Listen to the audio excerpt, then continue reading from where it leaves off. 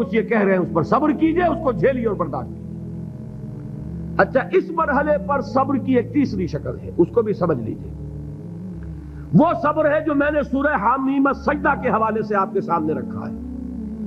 مقام دعوت پر جو شخص فائز ہو گیا ہو اس کے لیے یہ صبر لازم ہے کہ لوگ گالیاں دیں وہ دعائیں دیں، لوگ پتھراؤ کریں وہ پھول پیش کرے۔ اگر نہیں کرے گا دعوت نہیں آگے بڑھے گی۔ اچھی طرح سمجھ لیجیے، یہ جو قانون ہے السن بالسن والعین بالعین، آنکھ کا بدلہ آنکھ اور دانت کے بدلے دانت اور کان کے بدلے کان، یہ قانون ہے شریعت کا۔ یہ قانون مقام دعوت پر نہیں چلتا۔ مقام دعوت کا قانون اور ہے، جھیلو، برداشت کرو، مارے کھاؤ، ہاتھ نہ اٹھاؤ۔ اس کا نام ہے پیسو ریزسٹنس۔ وہ میں نے کل کہا تھا نا کہ تین مجھے اصطلاحات آپ کو بتانی ہے اور اس کا مفہوم۔ تیسرے لیول پر جب آپ آ جائیں گے اقامت دین کی جد و جہد میں، اس کے لیے پہلا صبر کیا ہے؟ صبر محض۔ اب میرے پاس کوئی اور لفظ نہیں ہے ترجمہ کرنے کے لیے۔ صبر محض سے کوئی بات شاید بہت سے حضرات کی سمجھ میں نہیں آئے گی۔ صرف صبر کیا مانی؟ Passive resistance. لوگ گالیاں دیں تم دعائیں دو، لوگ تمہیں مار رہے ہو تم ہاتھ مت اٹھاؤ۔ یہ جو پیسو ریزسٹنس ہے مقام دعوت کے لیے یہ لازم۔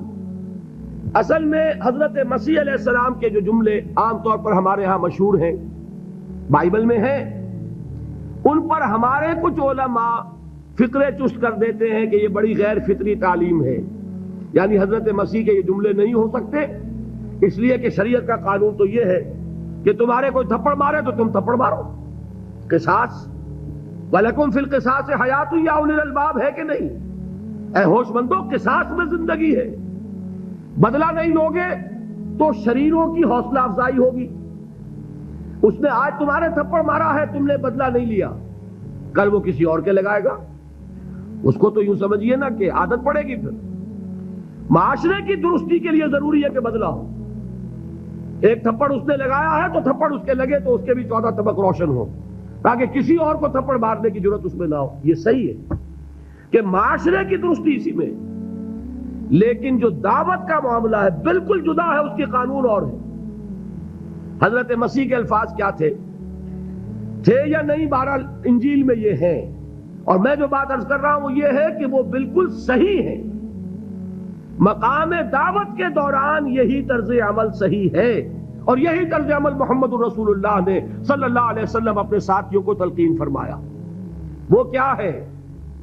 وہ الفاظ جو ہے انجیل کے وہ یہ ہیں کہ اگر کوئی تمہارے داہنے گال پر تھپڑ مارے بایاں بھی پیش کر دو۔ اگر کوئی تمہارا چغا لینا چاہے نالش کر کے تو تم اس کو کرتا بھی اتار کے دے دو۔ اگر کوئی تمہیں بیگار میں 1 کوس لے کے جانا چاہے تم 2 کوس اس کے ساتھ جاؤ۔ اس پر کہا گیا کہ یہ بڑی غیر فطری تعلیم ہے۔ یقیناً قانون کے اعتبار سے غیر فطری ہے، دعوت کے اعتبار سے یہ لازمی ہے۔ یہی دعوت کا یہی قانون ہے جو 12 برس تک مکے میں محمد الرسول اللہ نے نافذ کیا۔ صحابہ کو کیا حکم تھا؟ تمہیں کتنا ہی مارا جائے تم جواب میں کوئی کارروائی نہیں کر سکتے۔ نو ریزسٹنس، نو ریٹیلیشن۔ ریزسٹنس تو ہے، پیسو ریزسٹنس۔ ریزسٹنس کیا ہے؟ کہ پیچھے مت ہٹنا۔ وہ سارا دباؤ کیوں دے رہے تھے کہ تم اپنا تعلق منقطع کرو محمد سے صلی اللہ علیہ وسلم، تم توحید کو چھوڑو، اپنے آبائی دین میں آؤ۔ اسی کے لیے پریشرائز کر رہے تھے نا۔ حضرت بلال کو مار رہا ہے امیہ ابن خلف، حضرت خباب بن الارت رضی اللہ تعالی عنہ کو دہکتے ہوئے انگارے زمین میں بچھا کر اور اس کے اوپر ننگی پیٹھ لٹا دیا گیا۔ آپ ذرا تصور کیجئے، ایک شخص دیکھ رہا ہے کہ دہکتے ہوئے انگارے بچھائے جا رہے ہیں، یہ میرے لیے تیار کیے جا رہے ہیں، اور پھر حکم دیا جاتا ہے کرتا اتار دو، کرتا اتار دیتا ہے، لیٹ جاؤ، لیٹ جاتا ہے۔ کیوں؟ بڑی غیر فطری بات ہے یہ تو۔ اسے ہاتھ پاؤں مارنے چاہیے۔ ایک آدمی ڈیسپریٹ ہو جائے تو آپ کو معلوم ہے اس کے اندر طاقت بہت آ جاتی ہے. اسے نظر آ رہا ہو کہ مجھے تو بھون دیں گے, کباب بنا دیں گے, تو اگر اسے اجازت ہو 2-4 کو مار کر مرے گا. اجازت نہیں. محمد نے ہاتھ باندھ دیے صلی اللہ علیہ وسلم, تمہیں اجازت نہیں ہاتھ اٹھانے کی.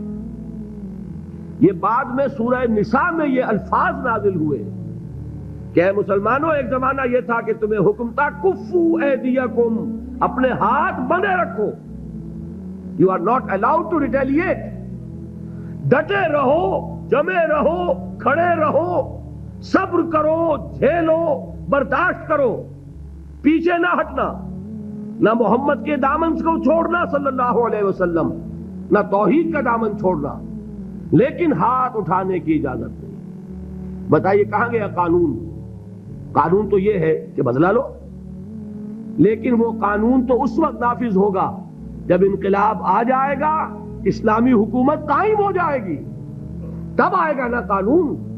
ابھی مرحلہ ہے انقلابی عمل کا, ابھی تو انقلاب لانا ہے, اسلامی حکومت قائم کرنی ہے.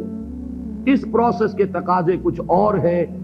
اس میں جو پہلا مرحلہ ہے وہ پیسو ریزسٹنس کا ہے, صبر کا. یہی وجہ ہے, دیکھیے مکی صورتوں میں خود نبی اکرم صلی اللہ علیہ وسلم کو اتنے مختلف پیرایوں میں صبر کا حکم دیا گیا. کچھ مثالیں میں دے چکا ہوں. وَلِرَبِّكَ فَاصْبِرْ, اسی طریقے سے وَاصْبِرْ كَمَا صَبَرَ أُولُو الْعَزْمِ مِنَ الرُّسُلِ, اے نبی صبر کیجئے جیسے کہ صبر کیا ہمارے اولو العزم رسولوں نے. وَاصْبِرْ وَمَا صَبْرُكَ إِلَّا بِاللَّهِ, اے نبی صبر کیجئے اور آپ کا صبر تو اللہ ہی کے سہارے ہے. وَاصْبِرْ لِحُكْمِ رَبِّكَ, یہ سورہ نون جس کی ابتدائی آیات میں نے آپ کو سنائی, نون والقلم وما یسطرون ما انت بنعمت ربک بمجنون, اس کا اختتام کیا ہوتا ہے؟ وَاصْبِرْ لِحُكْمِ رَبِّكَ وَلَا تَكُنْ كَصَاحِبِ الْحُوتِ إِذْ نَادَىٰ وَهُوَ مَكْظُومٌ, اے نبی صبر کیجئے اپنے رب کے فیصلے کا, انتظار کیجئے اور اس مچھلی والے کے مانند نہ ہو جائیے. مچھلی والا کون؟ حضرت یونس علیہ السلام. مچھلی والے نے اپنے دینی حمیت اور غیرت جو تھی اس کی وجہ سے اللہ کے حکم کا انتظار نہیں کیا, اپنی قوم کو چھوڑ کر چل دیے. نبی کا, رسول کا یہ معاملہ ہوتا ہے. جیسے کہ آپ کو معلوم ہے کوئی افسر ہے کسی حکومت کا, وہ اپنی پلیس آف ڈیوٹی کو نہیں چھوڑ سکتا. He must stick to his place of duty. بڑے افسرز کے لیے تو یہ بہت بہت اہم بات ہے. تو اے رسول, جہاں آپ کو ہم نے تعینات کیا ہے آپ وہاں سے ہل نہیں سکتے. کہ ذرا مخالفت ہوئی, لوگوں نے فقرے چست کیے اور آپ کہیں اور چل دیے, دفعہ ہوئے, یہ بات نہیں سننا چاہتے, میں کسی اور کو سناؤں گا. ہو سکتا ہے نا, ہم تو کرتے ہیں نا یہ, اس لیے کہ ہمیں تو اللہ نے کہیں تعینات تو نہیں کیا نا. اگر ایک جگہ کے لوگ بات نہیں سنتے, چلو بھائی ہم کہیں اور جائیں گے, وہاں بات سنائیں گے. لیکن رسول کا معاملہ ہوتا ہے جو اس کی پلیس آف اپوائنٹمنٹ ہے, he cannot leave his place without the express permission of Allah subhanahu wa ta'ala. آپ نے یہ سنا ہوگا, سیرت کی تقاریر میں پڑھا ہوگا کہ مدینے کی طرف ہجرت کی اجازت حضور نے تمام صحابہ کو دے دی, خود منتظر رہے جب تک کہ اللہ کی طرف سے اجازت نہیں آ گئی. حضرت ابوبکر پوچھتے رہتے تھے حضور اجازت آ گئی کہ نہیں؟ نہیں ابھی نہیں آئی. حضور اذن آ گیا؟ نہیں آیا, ابھی نہیں آیا. حبشہ کی طرف سب کو بھیج دیا, اجازت دے دی جو جانا چاہے چلا جائے. حضور کی صاحبزادی جو حضرت عثمان کے نکاح میں تھی وہ بھی ہجرت کر رہی, لیکن حضور تو نہیں گئے. رسول نہیں چھوڑ سکتا اپنی جگہ کو.